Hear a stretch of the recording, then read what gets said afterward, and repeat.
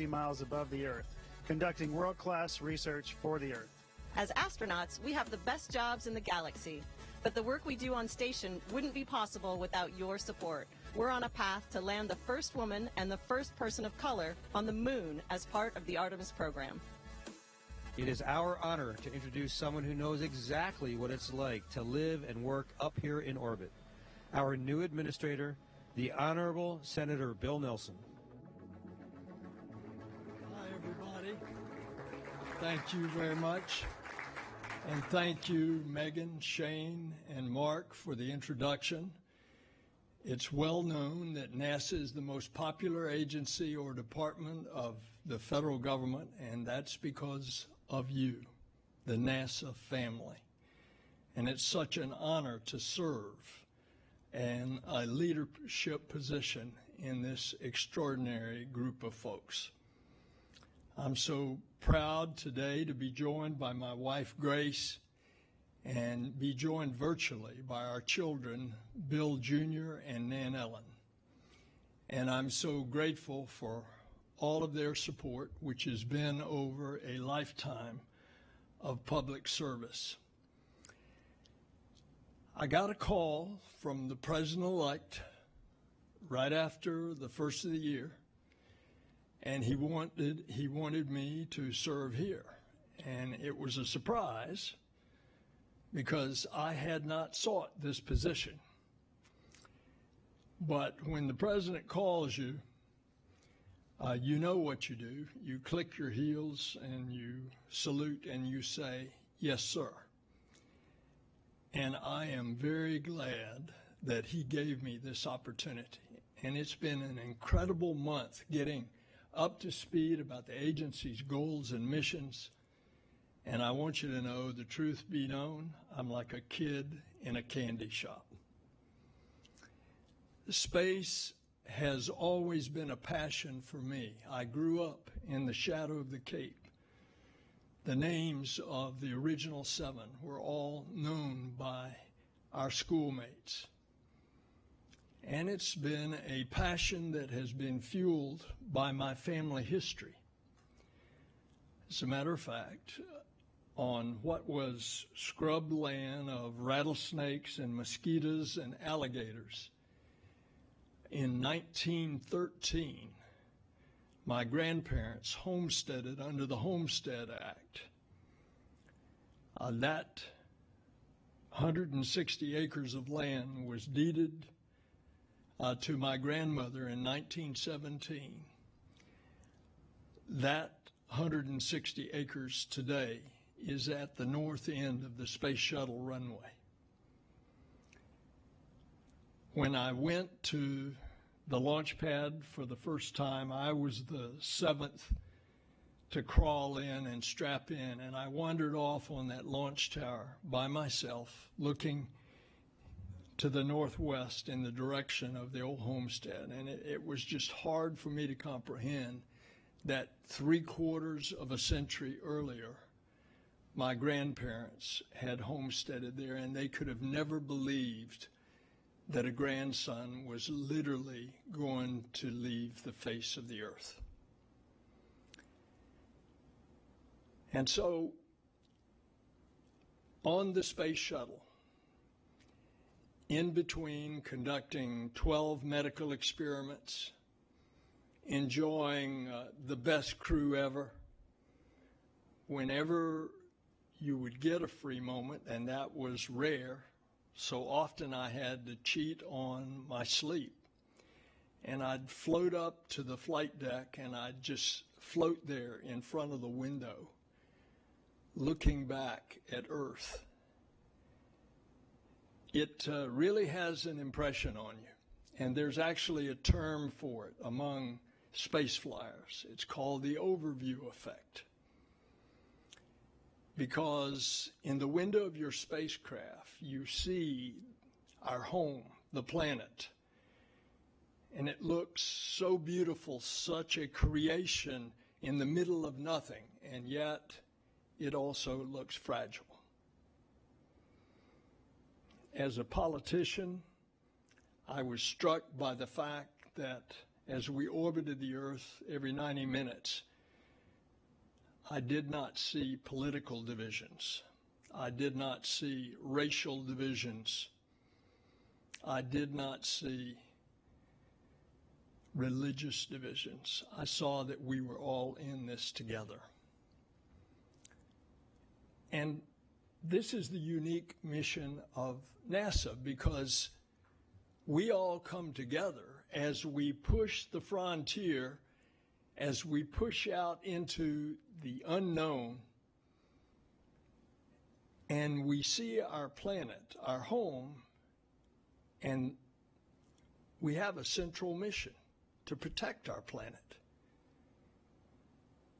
As a result of that experience, I became more of an environmentalist because I could see our ecosystem. Bob Cabana is here. Anyone who has flown, or you see these dramatic photos and videos, and you look at the rim of the Earth, and you can actually see the thin film of the atmosphere, and you realize that that is what sustains all of life. With the naked eye, you could see from that altitude how we're messing it up. You could see the color contrast coming across Brazil in the upper Amazon region. You could look to the east, there's the mouth of the Amazon. You could see the silt for hundreds of miles out into the Atlantic. Coming across Madagascar, back then, 36 years ago, they had cut down all the trees. And so when the rains came, there wasn't a topsoil. And all of that topsoil washed down the rivers. And you could clearly see that from space in the mouths of all the rivers, that silt flowing into the bright blue waters of the Indian Ocean.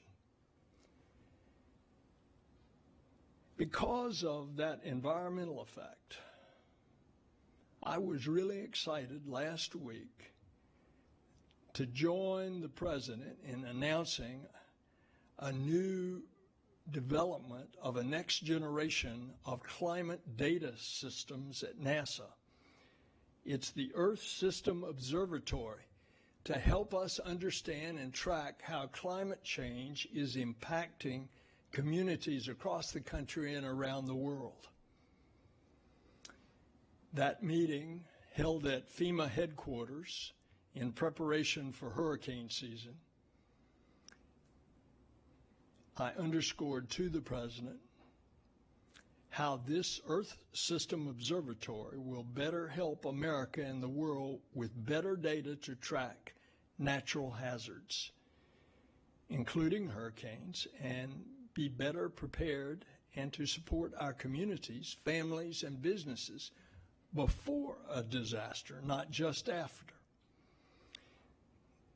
The Earth System Observatory will consist of 5 integrated satellites, the first of which is scheduled to be launched in January of 23. We need these investments because storms are getting stronger and more destructive. And if we want to mitigate climate change, we've got to measure it. And that's what NASA does. NASA designs, builds, launches all of those instruments in space to give us an unprecedented understanding of the Earth. It's a 3D holistic view from the bedrock to the atmosphere. So let's learn more about this new video. As NASA prepares to send humans to the moon and Mars, and peer even deeper into the universe, we turn with a renewed focus to our home planet of Earth. The next generation of Earth science begins with the new Earth System Observatory. The core of the observatory is an array of 5 new satellite missions that will study the atmosphere, the ground, and even what's happening underneath the surface. These spacecraft will look at the Earth, each one of them their own way, and will integrate all the data in a common approach Taken together as a single observatory, we will have a complete three-dimensional understanding of our Earth systems, how they work together, how one change can influence another. It will watch our planet change, driving solutions for better living, managing water and food resources, predicting natural hazards, coping with sea level rise in coastal communities and heat islands in our cities. Every 10 years, the best scientists in the United States and worldwide come together and create a strategy, the decadal strategy, and it recommended that we build missions that together form an Earth System Observatory. We're going to be looking at processes at the microphysical scale, at the large kind of convective scale, at the smaller scale in the oceans, and we're going to be investigating those, pulling that out, encapsulating that, putting that into weather models and climate models, and those are going to allow us to predict and project the future with far more confidence. We can, from space, help farmers. We can help others that grow food around the Earth. If there is an earthquake, we can get our models better, and from there we can predict better also in the future. We can monitor fresh water both on the surface and underground to help water managers, both for communities as well as agriculture. To build the observatory, we will expand our partnerships with commercial companies and international space agencies to take advantage of innovation and new technology. We recognize, because of the global nature of the issues at hand, we want international partners to be part of that also. We're working together, and the science that we're doing has to serve all of us. NISAR is our first major partnership with the Indian Space Agency in Earth science. It brings together two different kinds of radar systems that together will see changes in our Earth's surface that will help us predict natural hazards in the future. The NISAR mission will measure changes in Earth's surface less than a centimeter across. It will measure the movement of glaciers and ice sheets, the dynamics of earthquakes and volcanoes, and changes in farmland. We will observe the Earth every 12 days exactly at the right repeat pass orbit. We can study small changes in the Earth system sciences. The Earth's climate is changing. We have documented the changes that we're seeing over the last few decades. We know that it's being driven by human activities, and it's absolutely essential that we continue to understand what's happening, what's changing, in order to better predict what's going to happen and perhaps help people make better choices. Understanding how our planet and its climate are changing is the foundation for a more resilient and sustainable future. NASA's Earth System Observatory is the next step in this ongoing mission, a mission to the only planet we can call home.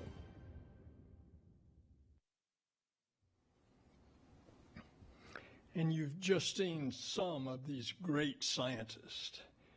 And I believe Dr. Z is almost as excited as I am. And that's what he's leading, and it's incredible. And what you just saw is just the tip of the iceberg. The Earth System Observatory is just one of the many missions that we have on the horizon. And I'm excited to share more about the exciting future we have in store here at NASA. But first, I want to thank you for all the work you've done over the past year. Back in March 2020, many of you packed up your computers, you went home to work from your kitchen table, your living rooms, your basements, while some of you were mission critical and you had to continue working on site under strict guidelines to keep you healthy and to keep your colleagues and your families healthy too. You did that, and I thank you for that. And despite all these hardships, it's been an amazing year for NASA. The agency has launched 10 astronauts from American rockets on American soil. We've had all of America on the edge of their seats as Perseverance came through those 7 minutes of terror, made a successful landing on Mars. And since then, we've created oxygen on Mars, and we've seen Ingenuity, that little helicopter, defeat the odds, outliving its planned lifespan, and it transitioned from a tech demo to a scout. It's the first flight on another planet. And here's Jennifer Trosper out at JPL to give us a live update on Perseverance and Ingenuity.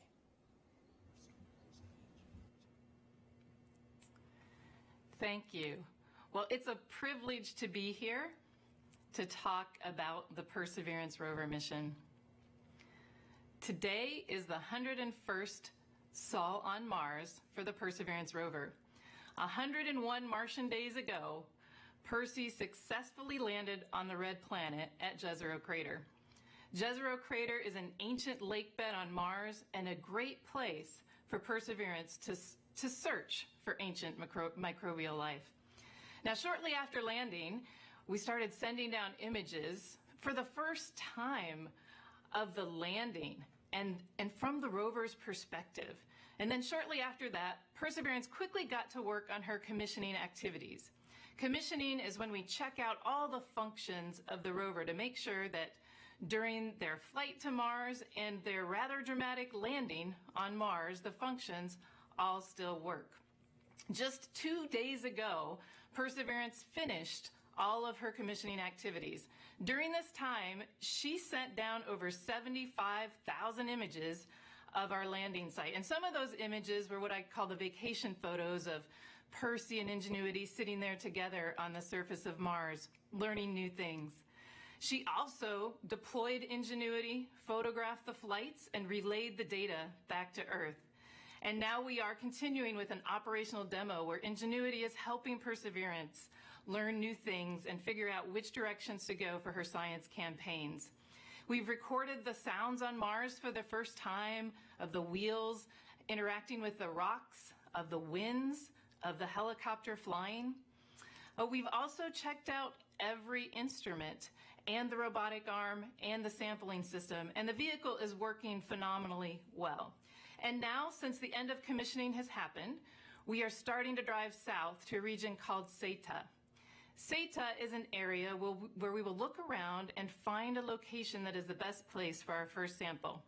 So it's been a very exciting 100 days, but we're looking forward to the beginning of this new science campaign. Back to you.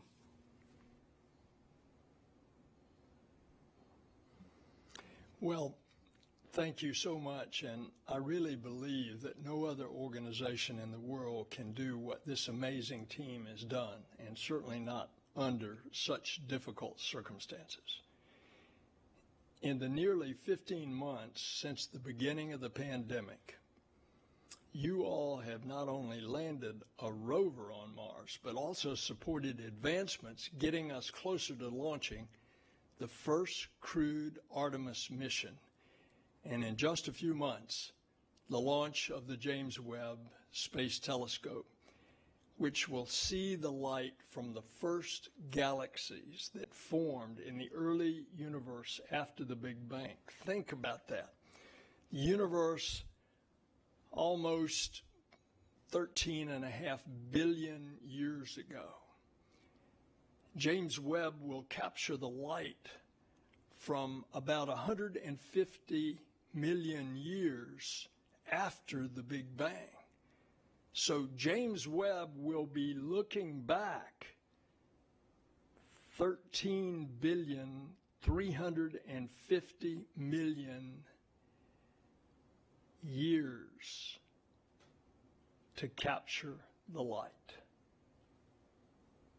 And so this is just a few of the things that you all have been working on. And I'm thrilled now to have a special treat for you, because it's a special guest, Captain Kirk himself, to inspire you all to boldly go into the future.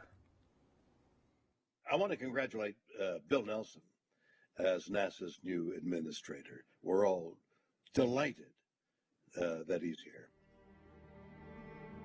Why does NASA exist? Why do we exist? Why does life exist upon this strange and lonely planet? How did we arrive, and for what reason? An age-old question, one that each of us at one time or another has asked. Each time, the universe responds with silence. NASA stands before that silence and probes that mystery. We stand with NASA in response to the incredible miracle of impossible life on an insensate world. We move back to a moon that we wish we had never deserted. We move onward to Mars to establish a base, and then a community, and finally a miniature civilization on its enigmatic soil. We do it because NASA has realized that the universe, which extends for billions of light years in all directions, is meaningless unless what? Unless there are observers and caretakers of that stunning interstellar display. The universe demands to be noticed, to be seen, and dutifully noted. The purpose of life on Earth is to see, to know, and to tell what the cosmos has to offer. Without us, human beings, without NASA, the universe would be unseen, unknown, untouched. So NASA, in the coming years, will be chief witness, and we, as fellow observers, celebrants to the cause. Can NASA do this? Can we run tandem with NASA and live forever, or 1,000,000 years, whichever comes first? We can. We will. We must. After a speech like that, I'm ready to go. What a wonderful tribute to all that NASA means to the world. And we do have an exciting future ahead. And as you can see on the screen behind me, we're assembling the rocket at this very minute down at the Kennedy Space Center. It'll pave the way to return American astronauts to the surface of the moon. That rocket is the Space Launch System. It will launch our Orion spacecraft and cargo on missions to lunar orbit and beyond. And soon, I mean like days, we're starting to stack that massive core stage between its two boosters in the Vehicle Assembly Building at KSC. The SLS will be the most powerful rocket in the world. 8.8 million pounds of thrust at launch. All this means we're on our way to land the next Americans on the moon, and this time we're going to learn how to live and work on another world. America's long-term presence at the moon, both robotic and human, will help develop the experience and capabilities we need to eventually send the first astronauts to Mars. Artemis 1, the first uncrewed mission, will launch from Kennedy later this year. It will spend 26 days in retrograde lunar orbit, traveling to distances that no human-rated spacecraft has ever been. And America will also see our first robotic lander on the moon since 1968. Ushering in a new era of a global science and exploration presence as more commercial moon deliveries will follow. And landing the first woman and the first person of color on the lunar surface as a part of Artemis is not a statement. It is an action. The United States must and will continue to lead the way globally, not just in exploration, but also in equity. We can be proud that all this work is good for science and humanity, and it also supports and creates good-paying American jobs. We're on track to do so many more amazing things for the country and the world, because that's what NASA does. It's just a little agency, but its value is immense. That total value is hard to quantify. You can look at all the ways it helps. STEM education, billions of dollars in partnerships with small businesses, economic impact in all 50 states, hundreds of thousands of good, high-paying jobs, incredible technology spin-offs, like in your pocket right now, the camera in your cell phone, and inspiration and investment in the workforce of the future as we educate our workforce for all these amazing things. Think of what Apollo did for a generation of scientists and engineers and mathematicians.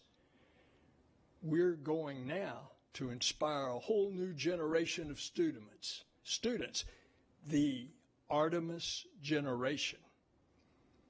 And that's not all. We will continue to be a catalyst for the growth of a healthy and vibrant commercial space industry, expanding opportunities in low Earth orbit and pushing further to the moon and beyond. And we will continue to develop the cutting-edge space technologies and transformative capabilities. We continue to advance aviation technologies to make our skies safer, our aircraft more sustainable, and to get you to your destination faster and safer than ever before. And we will continue to inspire and arm our workforce of the future through our STEM engagement programs. We will continue to push the boundaries of space exploration through science missions with spacecraft, telescopes, rovers, and more. And we will do all of this and more because that's what NASA does. And no one does it better.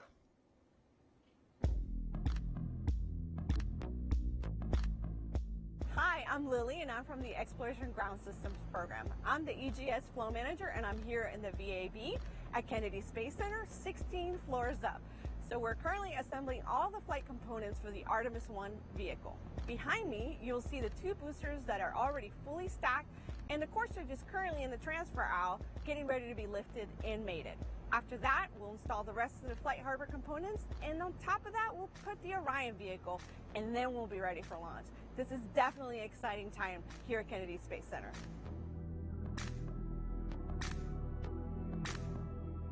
This is the X-57 Maxwell. It's NASA's first all-electric piloted aircraft, and it'll pave the way for the future of electric aircraft and create certifications. NASA Armstrong's also working on remote piloted and autonomous aircraft that will help set standards for air taxi, package delivery, and our work in the national airspace. We're sending the world's premier space science observatory, the Webb Telescope, 1 million miles from Earth to explore every phase of cosmic history. It'll study everything from the most distant observable galaxies in the early universe to planets in the habitable zones of nearby stars. I'm standing in the Astrobiology Analytical Laboratory where samples from the OSIRIS-REx mission will be coming in 2023. This is going to be an incredible year for asteroid science. When we launch the DART mission, it will help us understand how to potentially deflect an asteroid from Earth. Our Lucy mission will study the mysterious Trojan asteroids, and the Psyche mission will head to an asteroid that might harbor the metallic core of a planetoid. We also have exciting new space communications missions and a robotic surfacing mission that will refuel and relocate another satellite to extend its life, assemble an antenna, and manufacture a beam.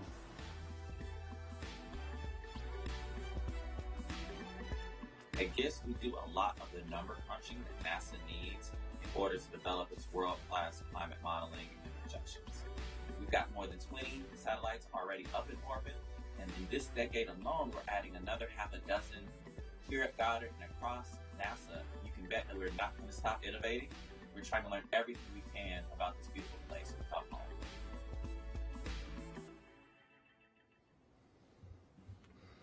America has always had a frontier. At the beginning of our country, that frontier was westward. Now that frontier is upward, and it's out into the cosmos. It is a part of our DNA to be explorers, adventurers. That's in our DNA as Americans. And we will continue to push the boundaries of space exploration. In 1992, NASA established a new program within its Science Mission Directorate, the Discovery Program. This program invites scientists and engineers to propose smaller, focused, planetary science missions that have the potential to achieve great things at lower cost than larger agency flagship missions. To date, NASA has launched 13 Discovery missions, like the InSight Mars lander, the Lunar Reconnaissance Orbiter, our Lucy asteroid mission, and that's scheduled for launch this fall. Lucy is just one of 3 Discovery missions NASA is planning to launch in the next 3 years. And I'm excited to break some big news today. We have 2 new Discovery missions to announce.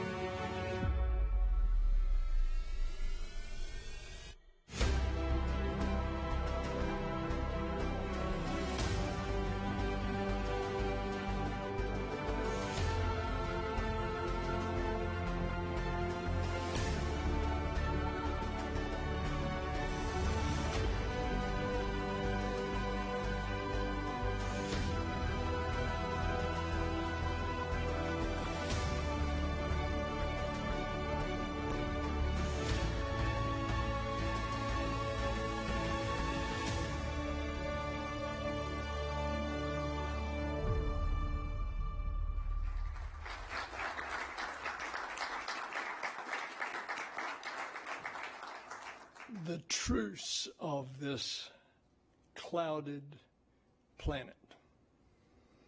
Congratulations to the teams behind NASA's 2 planetary science missions, Veritas, Truth, and Da Vinci Plus. These 2 sister missions both aim to understand how Venus became an inferno-like world capable of melting lead at the surface. They will offer the entire science community the chance to investigate a planet we haven't been to in more than 30 years. In our solar system, of the rocky planets, there's Mercury, closest to the sun. It has no atmosphere. Then there's Venus, with an incredibly dense atmosphere. Then there's Earth, with a habitable atmosphere. And then there's Mars, with an atmosphere that is just 1% of Earth's. We hope these missions will further our understanding of how Earth evolved and why it's currently habitable when others in our solar system are not. Planetary science is critical in answering key questions that we have as humans, like, are we alone? What implications beyond our solar system could these two missions have? This is really exciting stuff, and it's an emerging area of research for NASA. And so before I leave you, I want to thank you. Now, there's no doubt that NASA is the premier space agency in the world, but NASA is only as good as its people. And we're lucky to have the best of the best.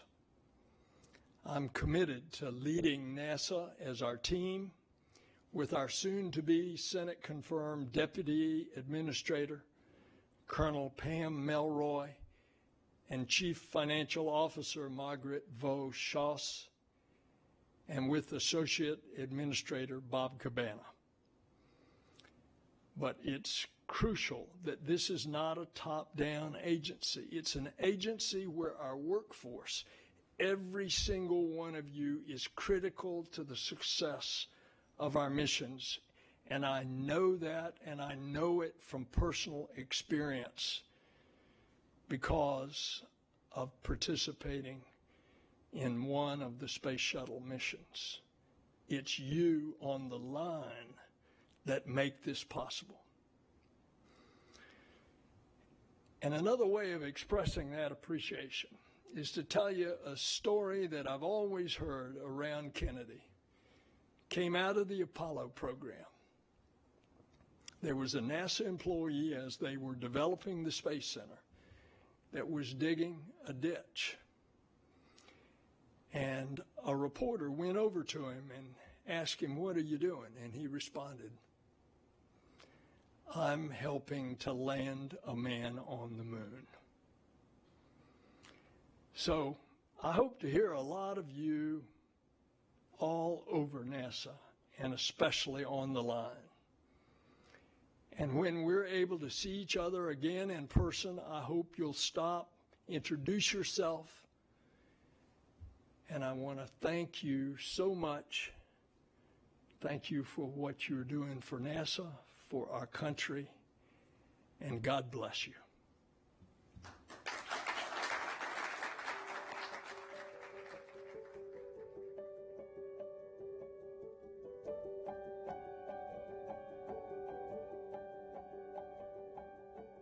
What motivates me is going outside at night, looking up at the moon, and thinking about how humans are going to be walking on the moon once again in the very near future. It is a big idea, but that's what we do at NASA. I'm focused on taking those big ideas and making them into something that we can actually do and actually do on time. We want to make sure we have really accurate measurements of Earth so that we can detect changes in climate over time. I'm thankful it's not just me working on this mission because I so value what other folks bring to the table. By developing this aircraft, we're actually coming up with a lot of the standards that will be used to certify future electric aircraft. NASA is leading and partnering with industries across the nation and the world, employing thousands and tens of thousands of Americans across the nation. Teamwork is the biggest thing of what has to work to do such a challenging thing as living around the moon. And we're coming together to be able to really take human space exploration to the next step. We're bringing this American ingenuity, the collective greatness of all of the diverse minds that are in the United States on these grand challenges that we face. Every day I go to work and I know there is a big purpose. It is high stakes, high pressure, but to be honest, that's what we do. That's what we do best. I was a summer intern back in 2007. The experience changed my life forever. The people there were so inclusive. And I want to be able to inspire the little kids out there to be like, if he was able to do this, then I can too. I want the largest number of students to have access. We work with schools and with students so that they see that they don't have to figure this out alone. And it's always fascinating for me when a student literally has the proverbial light bulb go off that this is something they can do. Orbital dynamics don't slow down during a pandemic. We had to come up with ways to keep going right from the get-go. Because of all the safeguards that NASA and our team put in place, we all felt very safe still being able to develop our flight hardware on center. I have hope that the current vaccine rollout is going to help us as we continue to vaccinate our entire population. We can come back to work in a way where we can continue to do the job that we have, understanding now that the situation has changed. I am inspired by my colleagues, by the team members, because of the diligence that people have had in continuing to make this mission move forward. Just some of the most phenomenal people in the world, and the things that I get to work with are just on the cutting edge. I will say the possibilities are endless. Working at NASA is something that not even on my wildest dream I thought I was going to end up doing, and now that I'm doing it, it is the right place and the right home for me. NASA is changing the future of spaceflight with the Artemis program. Generations to come will look back at this moment in history, and I'm just so excited to get to be a part of it.